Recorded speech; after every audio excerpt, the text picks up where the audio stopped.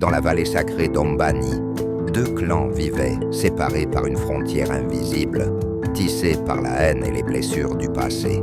Les Luyemba, guerriers farouches. Les Ndaoro, maîtres des plantes et des esprits. Depuis un siècle, personne n'osait franchir les limites. Jusqu'au jour où le destin décida d'intervenir. Un matin, Ayana, la fille unique du chef Luyemba, s'aventura dans la forêt interdite. Une simple chasse se transforma en cauchemar lorsqu'un buffle furieux la chargea. Blessée, seule et perdant conscience, elle crut voir sa fin. Mais une silhouette apparut entre les arbres. Malek, le guérisseur du clan ennemi. Il aurait dû la laisser mourir. C'était la loi, c'était la tradition. Mais son cœur, lui, a choisi autrement. Il la porta, la soigna, la protégea, sans un mot, sans demander qui elle était. Quand Ayana ouvrit les yeux, elle découvrit chez ce jeune homme une gentillesse qu'elle n'avait jamais vue, même dans son propre clan. Entre eux, naquit une lumière douce, fragile, interdite. Pendant des semaines, ils se retrouvèrent en secret près d'un vieux baobab, où les racines s'entrelaçaient comme leur destin. Ils parlaient de paix, de rêve, de liberté. Un amour pur naissait dans un monde de violence. Mais les secrets ne dorment jamais longtemps. Un guerrier Luyemba suivit Ayana et découvrit la vérité. La colère embrasa les cœurs.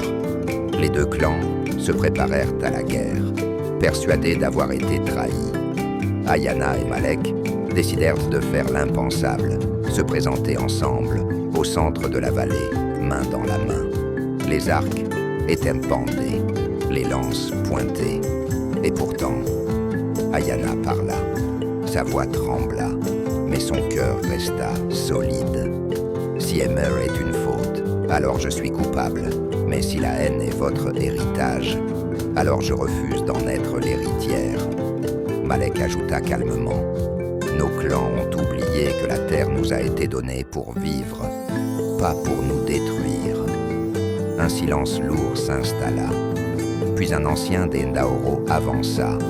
Il reconnut dans leur amour le signe que les esprits avaient reprédit. Ce jour-là, grâce à deux jeunes cœurs courageux, la guerre n'eut pas lieu, et les deux clans commencèrent enfin à guérir. Et c'est ainsi qu'au pied du vieux baobab, l'amour d'Ayana et de Malek réussit là où la guerre avait échoué, unir deux clans brisés depuis des générations. Mais dis-moi, si toi aussi tu étais à leur place, aurais-tu risqué ta vie pour sauver quelqu'un du clan ennemi? Laisse ta réponse dans les commentaires. J'aimerais vraiment lire ton avis. Et surtout, abonne-toi pour ne pas rater l'épisode suivant. Like la vidéo pour soutenir la chaîne. Partage à un ami qui aime les histoires africaines. Parce que l'histoire continue et tu ne veux pas manquer la suite.